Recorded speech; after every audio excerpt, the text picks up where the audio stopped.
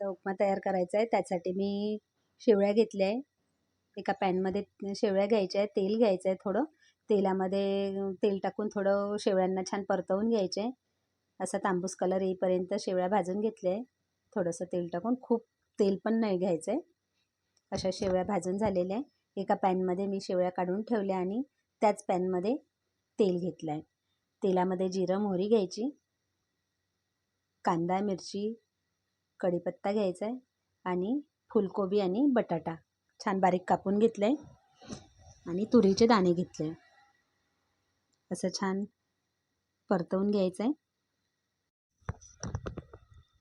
कांद्याला छान थोडं लाल होऊ द्यायचं. असा कांदा छान परतवून झालेला आहे. भाज्या पण शिजून गेलेल्या आहे. हळद घ्यायचं आहे, तिखट घ्यायचं, थोडं मीठ घ्यायचं, आवश्यकतेनुसार तिखट मीठ घ्यायचं आहे आणि असं छान परतवून घ्यायचं आहे. टमाटर घ्यायचे, टमाटरला शिजू द्यायचं आहे आणि झाकण ठेवून टमाटरला शिजू दिलं आहे.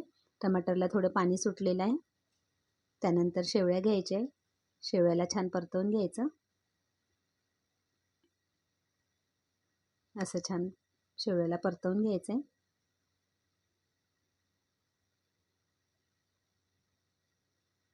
आणि थोडं पाणी सोडायचं आहे शेवयामध्ये. खूप पाणी पण नाही सोडायचं आहे. छोट्याशा ग्लासभर पाणी टाकलं आहे मी आणि शेवयांना झाकून ठेवायचं आहे. आणि अर्धा लिंबाचा रस घेतला आणि थोडी साखर घेतली. साखर टाकायची थोडी. अशा आंबट गोड लागतात मग त्या शेवया.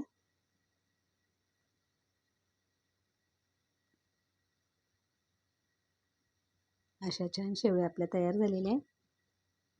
कोशिंबीर घेतली आणि थोड्या ओल्या नारळाचा कीस घेतलेला आहे. डायरेक्ट त्याच्यावरतीच मी किसून घेतला आहे.